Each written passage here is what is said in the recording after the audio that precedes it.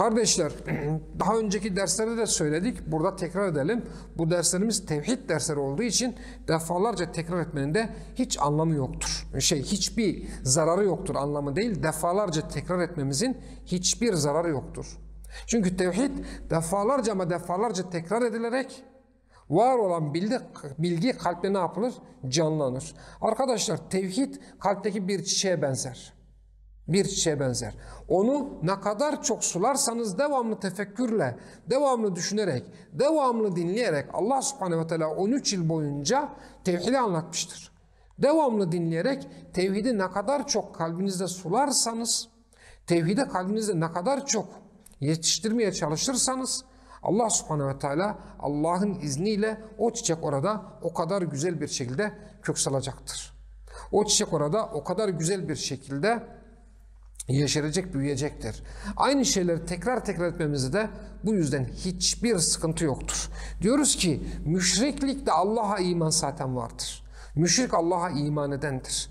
Ancak Allah'a imanın yanında Allah'a da şirk koşar. İşte bu ayet onun delilidir. Allah subhanehu ve teala onların çoğu Allah'a şirk koşarak iman ederler diyor. İbn Abbas'tan bir kavle göre İbn Abbas diyor ki onların Allah'a iman etmesi وَلَاِنْ سَأَلْتَهُمْ مَنْ خَلَقَ السَّمَاوَاتِ وَالْاَرْضِ لَيَقُولُنَّ اللّٰهِ Onlara sorarsan gökleri ve yeri yaratan kimdir dersen Allah'tır demeleri, Allah'a iman etmeleri, Allah'a şirk koşmaları ise ibadetlerinde Allah'tan gayrısına yönelmeleridir diyor. Bu İbn Abbas'tan gelen bir kavildir. Onların başka bir şekilde Allah'a şirk koşmaları ise şu şekilde olmaktadır. Bakın, müşrikler وَاِذَا رَكِبُوا فِي الْفُلْكِ gemiye bindikleri zaman, bir tehlikeyle karşılaştıkları zaman iyi dikkat edin Allah'a. İyi dikkat edin ayete.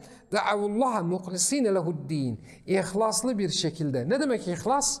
Şirk koşmaksızın, şirkten tamamen uzak olarak Allah'a dua etmekte, Allah'a ibadet etmektedirler. İşte onların Allah'a ibadeti budur.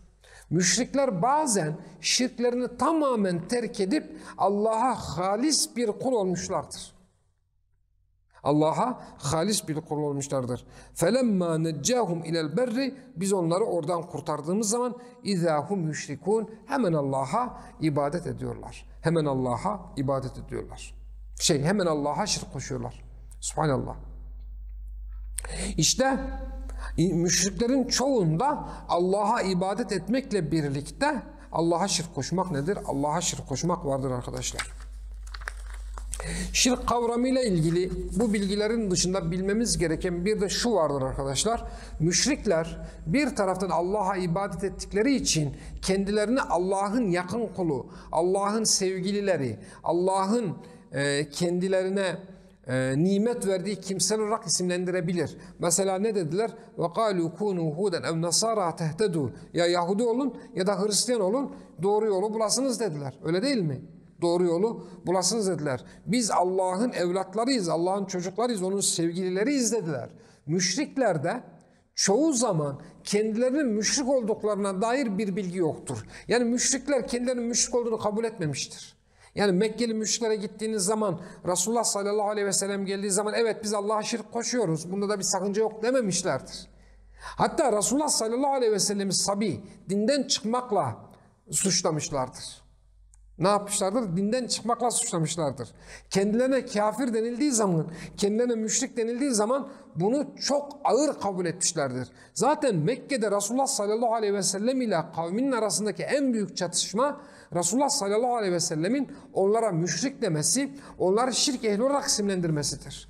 Mekkeli müşriklere bir rivayete göre en ağır gelen sure Kafirun suresi olmuştur. Onlara kafir diye hitap etmek, bakın şeylere, siyerdeki rivayetlere bakın. Muhammed yani dirilerimiz değil ölülerimiz de tekfir ediyor demişler ve bundan dolayı da Resulullah sallallahu aleyhi ve selleme kim beslemişlerdir.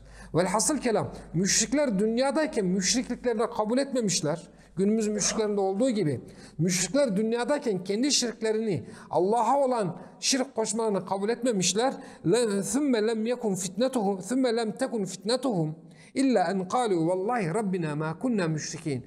Kıyamet gününde onlar ateşle karşı karşıya geldikleri zaman sadece şu sözü söyleyecekler. Diyecekler ki Rabbim biz gerçekten müşrik değildik. Orada bile müşrikliklerini inkar edecekler. Orada bile müşrik olduklarının farkında değiller. İbrahim Aleyhisselam'ın dininden çıktı. Yani dinden çıkıyor dedi. Tabi dinden çıktı. İbrahim Aleyhisselam'ın dininden çıktığını iddia ediyorlar. Evet. Yani başka bir dine döndü. Atalarımızın dinini terk etti. Bunu iddia ediyorlar. Ve bunun neticesinde müşrikliklerini bilmiyorlar. Kıyamet gününde bile vallahi Rabbina ma kunna müşrikin. Vallahi biz müşrik değildik. Biz gerçekten müşrik değildik diyorlar. Subhanallah. Düşünebiliyor musunuz? Allah subhanahu teala bizleri böyle kötü bir sondan korusun. Kardeşler, işiniz gücünüz sadece ve sadece ihlas ile Allah'a ibadet edebilmek ve ona asla şirk koşmamak, şirk koşmaksızın ona ibadet etmek olsun. Bakın devamlı diyoruz, bu toplum müşrik bir toplumdur. Bu toplum kendisinin Müslüman olduğunu zannediyor. Bu toplum Allah'a şirk koşuyor ve şirk koşmasından habersiz diyoruz değil mi? Ya biz? Ya biz şirkin tehlikesinden çok korunmak ve şirkin tehlikesinden dolayı Allah'a çokça ama çokça ne yapmak gerekiyor? Sığınmak gerekiyor. Şirk ile ilgili bilmemiz gereken bir başka bilgi arkadaşlar. Müşrikler akıllarına güvendikleri için kendilerinin müşrik olmadığını, kendilerinin doğru yolda olduğunu iddia ediyorlar. Çünkü babaları da o yoldaydı. Neydi? Babalar da o yoldaydı. Birçok ayete bakın, babalarımızın taptığına tapıyoruz diyorlar. Birçok ayete bakın, babalarımızın gittiği yoldan gidiyoruz. Çoğunluğun gittiği yoldan gidiyoruz. Atalarımız bu yoldan gitti. Babalarımız bu yoldan gitti. Ecdadımız bu yoldan gitti. Sen ne anlatıyorsun? Benim annenem üzerine güneş doğmayan bir kimseydi ama şöyle şöyleydi. Benim dedem 5 vakit namaz kılar, mükemmel bir insandı. Şöyleydi, böyleydi ama sizin gibi değildi diyorlar değil mi? Bakın ev tekulu innema eşraka abauna min qabl ve kunna zurriyeten min ba'dihim efetuhlikuna bima fa'alel mubtilun. Allah Subhanahu ve Teala Araf suresinde müşriklerin mazeretlerini iptal ederken karşıma gelip de babalarımız Allah'a şirk koştu. Biz de onlardan sonra geldik. Biz de onların peşinden gittik. Onlar batıldan gittiyse onların yaptığından dolayı bizi niye yapacaksın, helak edeceksin ya Rabbi? Karşıma gelip bunu demeyin diyor Allah subhanehu ve teala. Şirkin temelinde taklit vardır arkadaşlar. Şirkin temelinde ne vardır? Taklit vardır. Bundan dolayı müşriklik mutlak surette taklitten meydana gelir. Birilerini taklit edersin, birilerini doğru yolda görürsün, birilerini hak üzere görürsün, onların peşinden gidersin, hiç sormazsın, hiç sorgulamazsın, hiç kendin anlamaya, kendin düşünmeye, kendin idrak etmeye uğraşmazsın ve bu durum kıyamet gününe kadar gider.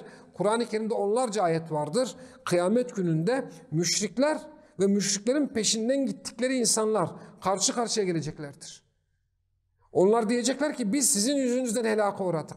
Bunlar diyecek ki biz sizi zorlamadık, peşimizden gelmeseydin. Ve birbirlerini inkar edecekler. Unutmayın, şirkin tabiatında taklit vardır arkadaşlar. Ben size nasihat ediyorum, hiç kimseye körü körüne bağlı olmayın. Hiç kimseye taassup derecesinde bağlı olmayın. Hiç kimseye sevginizden, kalbinizden, şundan bundan dolayı bağlı olmayın. Sizin bağlılığınız sadece ve sadece Allah'ın kitabına ve Resulün sünnetine olsun. Allah'ın kitabı ve Resulün sünneti üzere hareket ettiği sürece birbirinizle dostlar olun. Bunun dışında kesinlikle ama kesinlikle hiç kimseye körü körüne bağlanmayın. Çünkü şirkin aslı birilerine körü körüne bağlanmaktır. Bugünkü müşriklerin durumu da bu değil midir?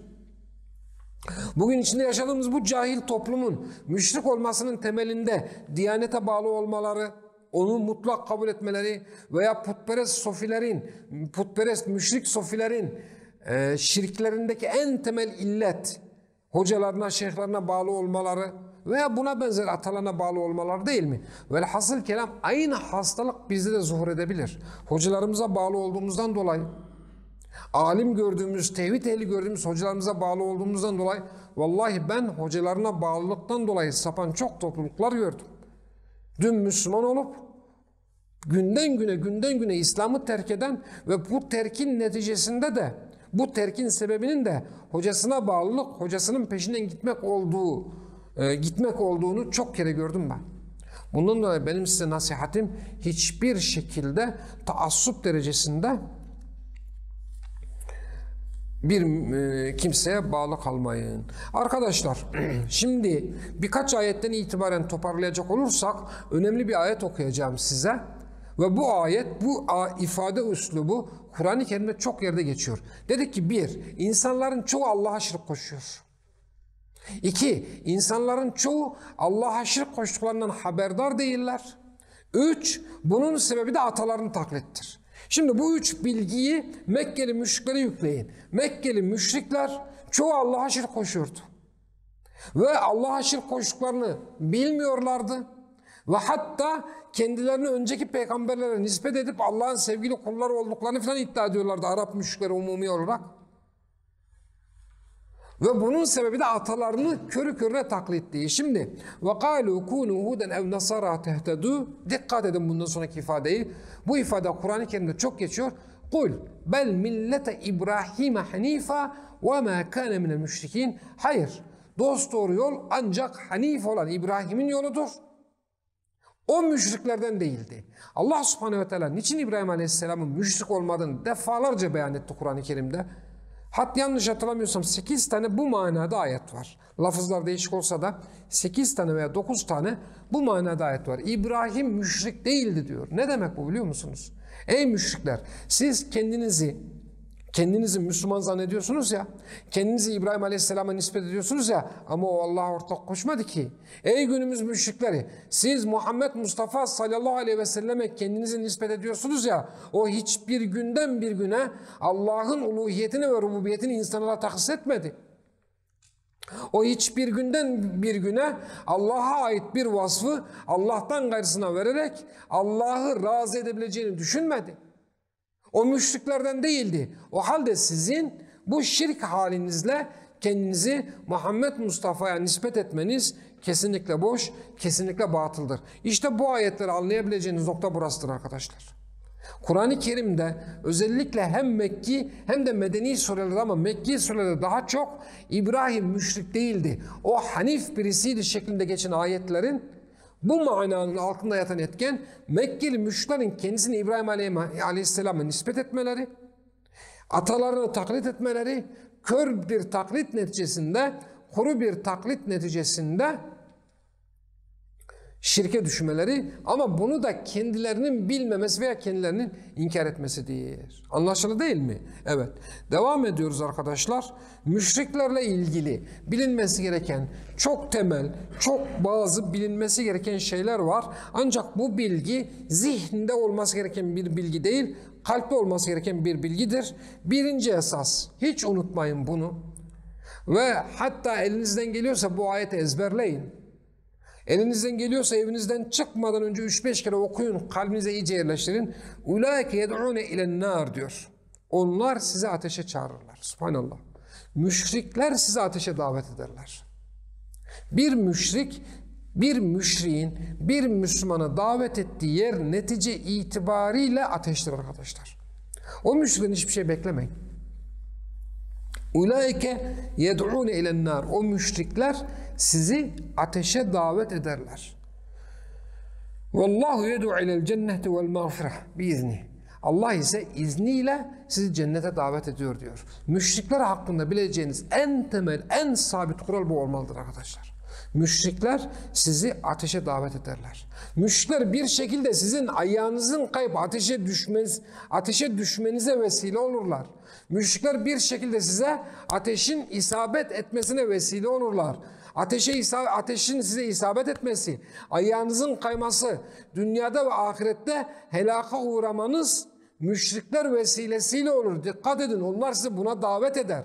Allah subhanehu ve teala'nın bu kadar açık ayetine rağmen, Allah subhanehu ve teala'nın bu kadar açık mevzuyu ortaya koymasına rağmen bugün Müslümanlar hala müşriklerle ilişkilerinde hiçbir problem görmeden, hiçbir şekilde sorun görmeden her türlü ilişkiyi yapabiliyorlar. Müşriklerle her türlü ilişkiyi kurabiliyorlar.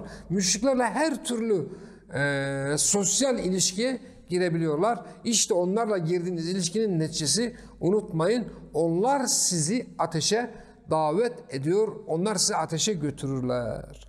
Bir başka bilmemiz gereken, müşriklerle ilgili bir başka bilmemiz gereken en önemli kural, ki kuraldan da ziyade hissetmemiz gereken, kalbimizde oturtmamız gereken bir ayet. Ma yeveddullezine kafaru min ehlil kitab ve lel müşrikine en yunezzele aleykum min hayrin min rabbikum. Onlar Rabbinizden size hiçbir hayır gelmesini istemezler. Müşrikler size bir hayrın isabet etmesini, size bir iyiliğin isabet etmesini, size bir güzelliğin isabet etmesini, Rabbinizin sizin hakkınızda hayır dilemesini, Rabbinizin sizin hakkınızda güzellikler dilemesini hiçbir zaman arzu etmezler, istemezler. Bunu bilin.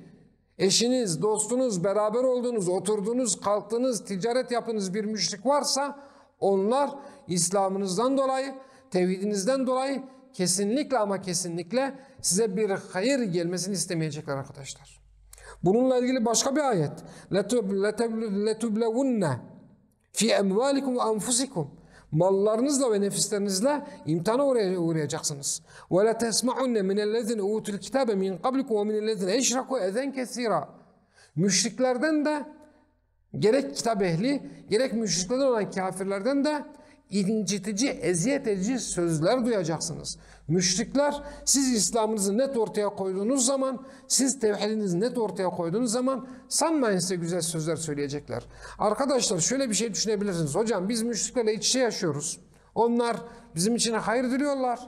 Bize bir hayır isabet ederse bizle beraber seviniyorlar. Biz onlardan hiç kötü söz duymuyoruz. Hep iyi söz duyuyoruz. Bu sizin tevhidinizi hakkıyla ikame edemediğinizi gösteriyor. Siz Muhammed Mustafa sallallahu aleyhi ve sellem gibi tevhidi bir ortaya koyun. Siz İbrahim aleyhisselam gibi tevhidi bir ortaya koyun. Siz Musa aleyhisselam gibi tevhidi bir ikame edin. Bakın müşriklerden hayır mı göreceksiniz, şer mi göreceksiniz? Bakın müşrikler sizin hakkınızda hayır mı dileyecek, şer mi dileyecek?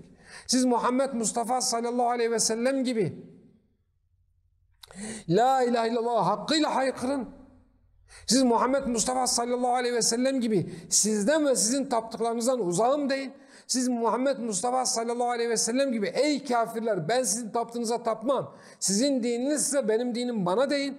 Siz Musa aleyhisselam gibi senin arınmaya niyetin var mı deyin. Siz diğer tüm rasuller gibi müşriklere karşı apaçık bir şekilde tevhidi ikame edin. Ondan sonra bakacaksınız, ondan sonra göreceksiniz.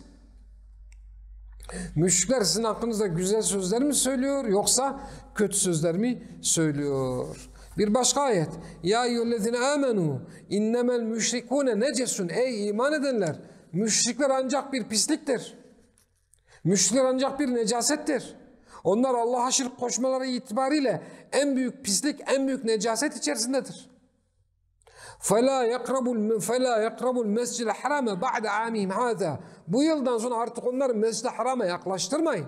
Onlar öyle necis, öyle pisliktirler ki onları Mescid-i Haram'a yaklaştırmayın. İşte arkadaşlar, hocam beraber kurban kesmemiz caiz mi dediğiniz müşrik, Mescid-i Haram'a girmesi yasak olan bir necasetten ibarettir.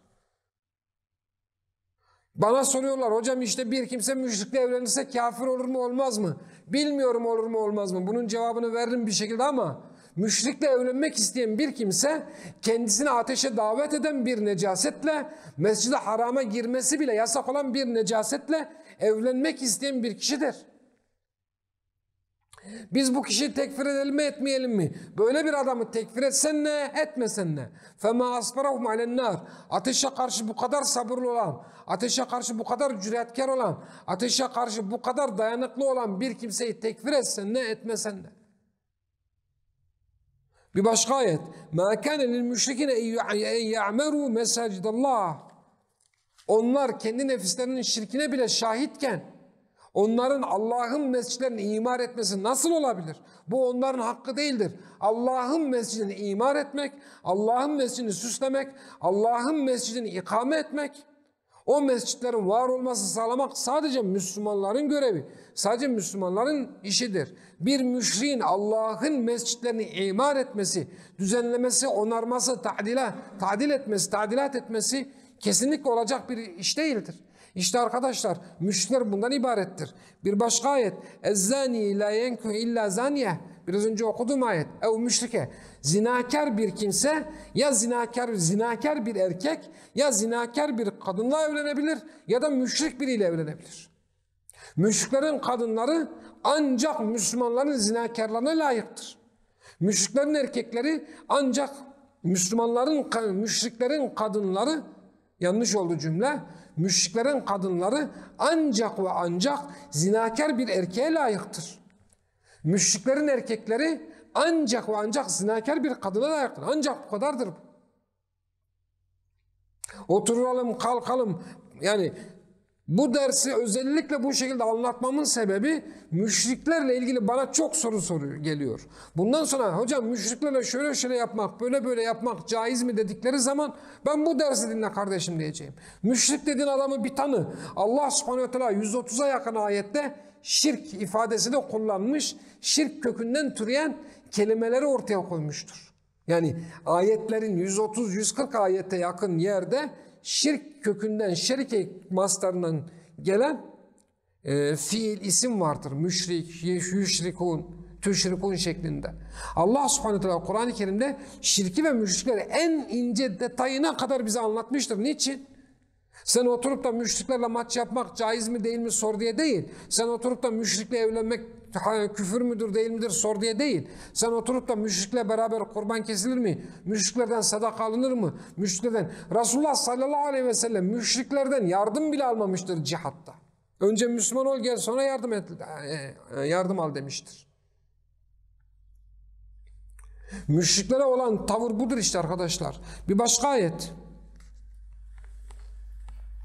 مَا كَانَ لِلنَّبِيِّينَ وَالَّذ۪ينَ آمَنُوا اَنْ يَسْتَغْفِرُوا لِلْمُشْرِك۪ينَ Müminlerden, Nebi'nin ve müminlerin herhangi bir müşriğe dua etmesi, istiğfar dilemesi, Allah'ın onu bağışlamasını dilemesi olacak bir iş değildir. Müşrik öyle bir necasettir ki hakkında istiğfar bile dilenmez. Müşrik öyle bir necasettir ki onun hakkında dilenecek en güzel dua Allah ona hidayet etsin. Allah ona tevhidi versin. Allah ona İslam'ı versin demektir. Müşrik işte budur arkadaşlar. Müşriğin vasfı budur. Allah subhanahu teala bize müşriği aynen bu şekilde tanıtmaktadır. Bir başka ayet. وَاِذَنْ سَلَاخَ الْاَشْهُرُ الْحُرُومِ فَاقْتُلُوا الْمُشْرِكِينَ حَيْثُ وَجَدْتُمُوهُمْ En nihayetinde müşrik bulunduğu yerde öldürülmesi gereken bir varlıktır. Bundan dolayı İslam uleması şirk kanı helal kılar demiştir. Şirk, küfür kanı ne yapar? Helal kılar. Bir kimsenin kanı sadece şirkinden ve küfrün dolayı helaldir. Tabi bununla şunu kastetmiyorum ben, yani hadi çıkalım gidelim müşriklerin kanı bile bize helal. Keselim, öldürelim. Yok, eman vardır, şu vardır, bu vardır. İşin fıkhi boyutunu anlatmıyorum. Bundan önceki ayetlerde de işin fıkhi boyutunun üzerine durmadım. Sadece müşrik kimdir? Müşrik dediğimiz şey nedir? Hani başta dedim ya, bizim Müslümanların şirk ve müşrik kavramından anladıkları müşrik, tekfir et gitsin, bitti. Başka? Bu tekfirin sonuçları nedir? Ondan uzak durmak. Bunlar değil anlatmaya çalıştım. Anlatmaya çalıştığım müşrik dediğimiz kişinin vasıfları, hali, durumu nedir? İşte bu. Onunla ilişki kuracaksan kuracağın ilişkiyi bunu bilerek kur. Bir elma alırken elmanın haline, durumuna, vasfına bakıyorsun değil mi? Hayatında olan müşrikler işte budur. Onlar Allah'a zulmeden, Allah'a iftira atan, kendisine cennet haram kılınmış, necaset, necis olan, onlar budur yani. Müşrikler bundan ibarettir. Onları bulduğunuz yerde haythu vecettumuhum, bulduğunuz yerde öldürün diyor Allah subhanahu teala. Subhanallah. Ve en son oldukça farklı bir ayet okuyacağım arkadaşlar. Evet. Ve bununla bitireceğim dersi. Saatimiz kaç bu arada? Evet. Dersi bununla bitireceğim. Bu ayet beni dün gece okuduğumda çok etkilediği için burada dersin sonunu bununla bitireyim dedim. Hatta bu ayeti okuyunca ben dersin sonunu bununla bitireyim dedim. En'am suresi 137. ayet. Ve kezalike zeyyene li kesirin minel müşrikine katle evladihim şurekâuhum. Müşriklere Allah'a şirk koştukları ortakları kendi evlatlarını öldürmeyi güzel gösterdi diyor. Subhanallah. Müşrik dediğimiz kişi kendi evladını kesiyor, kendi evladını öldürüyor, kendi öz evladını öldürüyor ve onların Allah'a şirk koştukları o ortakları yok mu? Allah'a ortak tuttukları ilahları bunu onlara güzel gösteriyor. Bu ayette iki şey üzerine duracağız. Güzel gördükleri şeye bakın. Bir insan kendi evladını, kendi öz çocuğunu kesiyor, kendi öz çocuğunu öldürüyor. Öyle değil mi? Müşriklerde bilhassa özellikle bazı müşriklerde kız çocuklar ne vardı? Diri diri gömme adeti vardı. Kız çocuğunu diri diri gömmeyi güzel görecek şekilde bir sapkınlıktır şirk.